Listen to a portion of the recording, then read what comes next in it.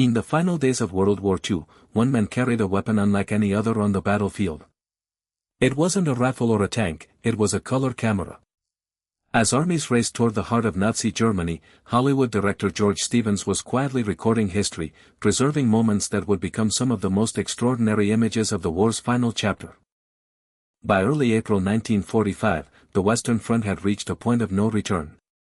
The once powerful Third Reich was collapsing from every direction. American forces had crossed the Rhine, German defenses were crumbling, and entire regions that had once stood firmly under Nazi control were falling with astonishing speed. Yet amid the chaos, Stevens and his special film project 186 weren't chasing battles, they were documenting the end of an empire. At an airfield deep inside occupied Germany, Stevens pointed his camera toward abandoned Luftwaffe aircraft.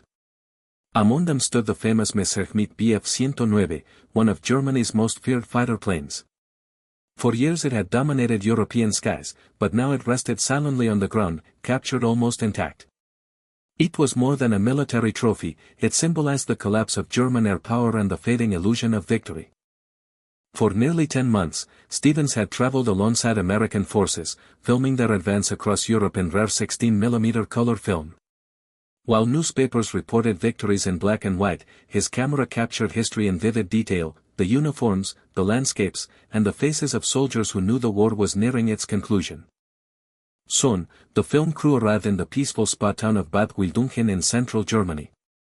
Unlike countless other cities, it had escaped widespread destruction.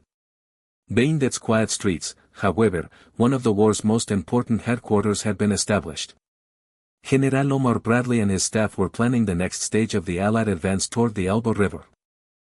Life for German civilians changed overnight. American military authorities imposed strict regulations.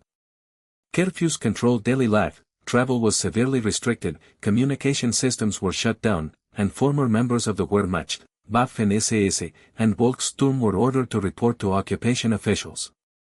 The Nazi state had not officially surrendered, but its authority was rapidly disappearing. Farther east, American columns continued their relentless advance. Engineers worked around the clock, constructing pontoon bridges across rivers to keep supplies flowing toward the front. Every hour brought fresh reports of towns surrendering and defensive positions abandoned. At Allied headquarters, another strategic decision was quietly reshaping history. General Dwight D. Eisenhower had concluded that capturing Berlin would cost thousands of unnecessary lives. Instead, he informed Soviet leader Joseph Stalin that American forces would halt before the German capital, leaving its capture to the Red Army. It was a military decision that would soon influence the political map of post-war Europe. Meanwhile, German resistance was becoming increasingly fragmented. Some towns surrendered peacefully as exhausted soldiers laid down their weapons. Others continued fighting under orders issued directly from Berlin. Nazi leaders still demanded resistance to the very end, insisting that surrender was dishonor. Propaganda chief Martin Bormann urged soldiers to choose victory or death. Reality on the battlefield told a different story. Across central Germany, isolated German units found themselves surrounded by overwhelming Allied firepower. Supplies had vanished. Communication had collapsed. Entire formations no longer knew where neighboring units were located. One German soldier later described the situation with heartbreaking honesty. Leadership had disappeared, heavy weapons were gone, and every road seemed to lead only toward defeat. Soldiers wandered without orders, uncertain whether to fight, retreat, or simply survive another day. For many, surrender became the only realistic option. Yet even then, fear remained. Hitler had ordered that anyone abandoning their position without permission was a deserter deserving execution. Some officers continued enforcing these commands, even as the military situation became hopeless. Others quietly ignored them, recognizing that further resistance would accomplish nothing except more needless suffering. George Stevens witnessed this collapse not through dramatic battles, but through ordinary human moments. His camera recorded young German prisoners looking more frightened than defiant. It captured American soldiers cautiously entering silent villages where white flags replaced Nazi banners. Instead of triumphant celebrations, many communities were marked by uncertainty, exhaustion, and disbelief. The war was ending, but nobody knew exactly how it would end. Behind every advancing American convoy lay another question. Would Berlin fall before the Western Allies arrived? Would German forces continue resisting? And what awaited the soldiers as they pushed deeper into the heart of a nation that had spent 6 years at war? The answers were only days away. As George Stevens packed his cameras for the next stage of the journey, neither he nor the soldiers beside him realized they were about to witness events that would forever change how the world remembered the Second World War. The greatest discoveries of the campaign still lay ahead, hidden behind the gates of places whose names would soon become symbols of history itself. As the American advance accelerated across central Germany, another battle was unfolding beyond the front lines. It was no longer about capturing territory, it was about managing the collapse of an entire military machine. Every road leading west was filled with German soldiers searching for one thing above all else, an opportunity to surrender to the Americans before the Red Army arrived. Months of relentless fighting had drained what remained of the Wehrmacht. Entire divisions no longer existed as organized fighting forces. Officers struggled to maintain discipline while thousands of exhausted soldiers abandoned hopeless positions, convinced the war had already been lost. George Stevens and his camera team witnessed this extraordinary transformation firsthand. Near Frankenburg, they filmed one of the countless temporary prisoner of war camps established by the USA Army. The numbers were staggering. Every day, thousands more German soldiers laid down their weapons. The speed of the Allied advance had created a logistical challenge unlike anything American commanders had anticipated. Food was scarce. Shelter was almost non-existent. Most prisoners slept in open fields surrounded only by barbed wire. They dug shallow holes into the earth to protect themselves from wind and rain, waiting for supplies that often arrived too slowly to meet the overwhelming demand. Along the Rhine near Remagen, one of the largest prisoner compounds became known simply as the Golden Mile. Here, more than 170,000 prisoners were eventually concentrated inside enormous fenced enclosures. Conditions were harsh. Drinking water was limited, sanitation systems struggled to cope, and thousands of weakened men faced hunger, exhaustion, and disease after years of war. For many German soldiers, surrender had ended the fighting, but not their hardship. Yet outside the camps, another Germany was slowly emerging. Cities such as Wiesbaden had escaped complete destruction. With the fighting over, civilians turned their attention to rebuilding ordinary life. Markets reopened where possible. Families searched for missing relatives. Children, who had spent much of their lives under air raid sirens and military discipline, suddenly found themselves playing among ruined buildings that had become makeshift playgrounds. Only weeks earlier, many of these boys had worn Hitler Youth uniforms and been taught to defend the Reich to the last bullet. Now, they accepted chewing gum and chocolate from American soldiers. For them, peace was not something they remembered. It was something entirely new. Meanwhile, Allied engineers faced another enormous task. Nearly every major bridge across the Rhine had been destroyed during Germany's retreat. To keep the offensive moving, American engineers constructed massive pontoon bridges capable of carrying tanks, trucks, and endless columns of supplies toward the rapidly advancing front. From the air, George Stevens, fellow cameraman, documented a landscape transformed by war. Railway yards, freight depots, bridges, and industrial centers lay in ruins after years of strategic bombing. Germany's transportation network had been shattered, making organized resistance increasingly impossible. Yet the most shocking discoveries were still ahead. By mid-April 1945, George Stevens received new orders directing his team toward Nordhausen. There, American troops had recently captured the Mittelbau-Dora concentration camp. Nothing Stevens had filmed during the war prepared him for what he encountered. Hidden beneath the nearby Konstantin mountain stretched a vast underground factory where prisoners had been forced to manufacture Germany's V-2 rockets, the world's first long-range ballistic missiles. The weapons represented remarkable technological achievement, but they had been built under unimaginably brutal conditions by prisoners from across occupied Europe. The surviving inmates were barely recognizable. Years of starvation, forced labor, disease, and relentless exhaustion had reduced thousands of men and women to shadows of their former selves. Stevens later wrote that so many prisoners had lost every trace of their identity that only a handful could still be identified by name. For many American soldiers, Dora completely changed their understanding of the war. Veterans who had survived Normandy, the Ardennes, and months of combat admitted they had never imagined such suffering could exist. Rumors they had once dismissed suddenly became undeniable reality. As liberated prisoners slowly left the camp, George Stevens continued filming, aware that these images would become historical evidence rather than ordinary wartime footage. Only days later came another assignment, one even more significant. Near the historic city of Weimar stood Buchenwald. Established years before the war reached its final phase, it had grown into one of the largest concentration camp systems inside Nazi Germany.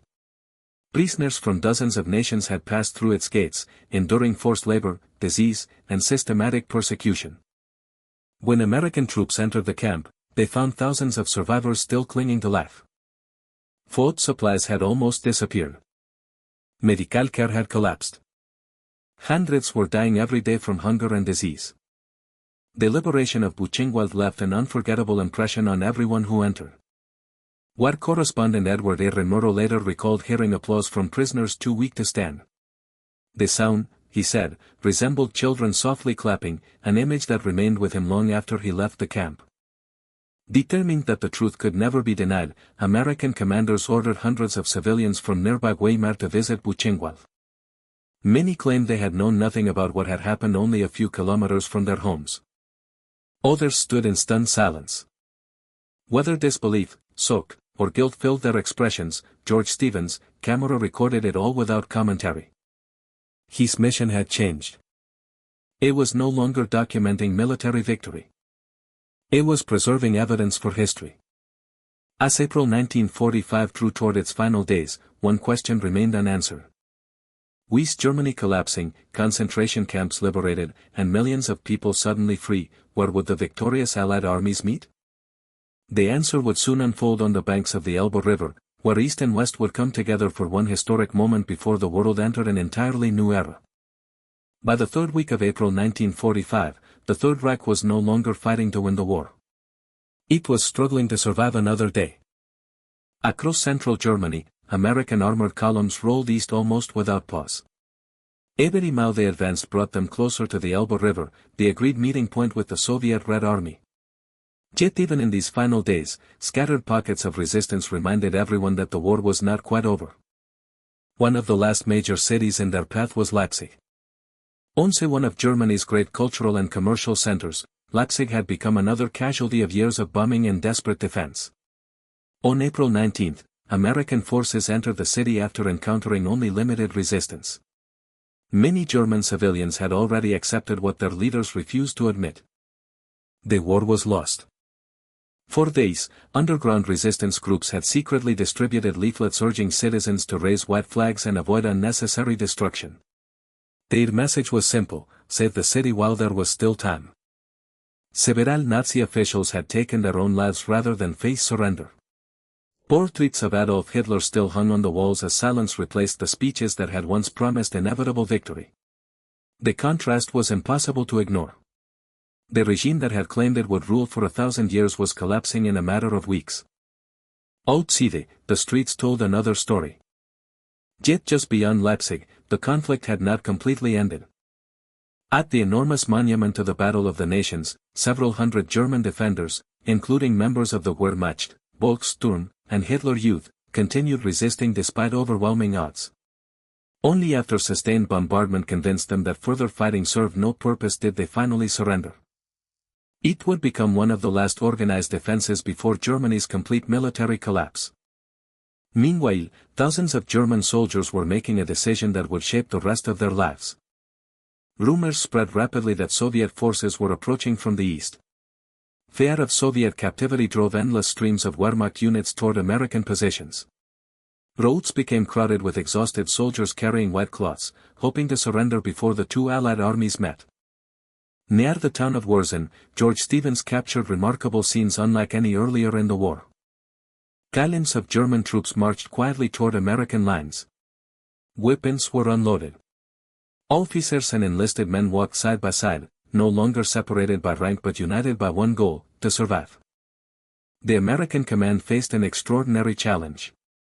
So many soldiers wished to surrender that aircraft dropped leaflets instructing German units exactly how to approach Allied positions. Groups were ordered to cross the lines at scheduled intervals to prevent confusion and ensure the process remained orderly. Within only a few days, more than 16,000 German soldiers surrendered in one sector alone. Nearby, another procession moved in the opposite direction. French forced laborers, prisoners of war, and civilians from occupied Europe were finally returning home. Horse-drawn wagons carried German refugee families westward, fleeing territories already occupied by the Red Army. Empty roads became rivers of humanity, where former prisoners, victorious soldiers, and displaced civilians crossed paths without knowing what awaited them after the war. George Stevens continued filming every moment. His assignment was about to reach its climax. On April 26, his team received new orders. Travel immediately to Torgau. The mission was simple, but historically enormous. Document the meeting between the Western Allies and the Soviet Red Army. As Stevens approached the Elba River, the atmosphere had changed completely. The thunder of artillery had faded into distant echoes. Soldiers who only weeks earlier had fought bitter battles now waited for an event unlike anything they had experienced before. The first Soviet soldiers greeted the Americans with broad smiles, curious glances, and cautious handshakes. Language was a barrier. Celebration was not. The following day, April 27, 1945, became known around the world as Elba Day. On the damaged bridge at Torgau, American and Soviet officers officially met before cameras from both nations. George Stevens carefully positioned his color cameras to preserve every handshake, every smile, and every symbolic embrace. The images traveled across the globe. For millions watching, they represented far more than a military ceremony. Germany had effectively been cut in two. The armies advancing from opposite directions had finally become one united front. Newspapers declared that East had met West in the heart of Europe. American soldiers shared champagne and cognac recovered from German depots. Soviet troops responded with generous toasts of vodka. Laughter echoed across the damaged bridge as photographs captured what many believed would become the foundation of lasting peace. President Harry S. Truman described the meeting as proof that free nations could overcome even the greatest challenges through cooperation. For one brief moment, it seemed possible. But history had other plans. Even as celebrations continued, political tensions already lay beneath the surface. The alliance that had defeated Nazi Germany had been built on necessity rather than trust. Within only a few years, the same riverbanks that witnessed friendship would symbolize a divided Europe and the beginning of the Cold War. George Stevens could not have known all of that while filming. He simply kept his camera rolling. Months earlier, he had crossed into Europe expecting to document a military campaign. Instead, he had preserved the final collapse of the Third Reich, the liberation of concentration camps, the surrender of millions of soldiers, and one of the most iconic meetings in modern history. His color film transformed distant history into something profoundly human. Not just soldiers. Not just generals. But frightened civilians, liberated prisoners, exhausted refugees, and young men on both sides who dreamed only of going home. When the cameras finally stopped rolling, the war in Europe was only days from ending. But a new world had already begun. And thanks to George Stevens' extraordinary footage, future generations would witness not only how the Second World War ended, but how the modern era began.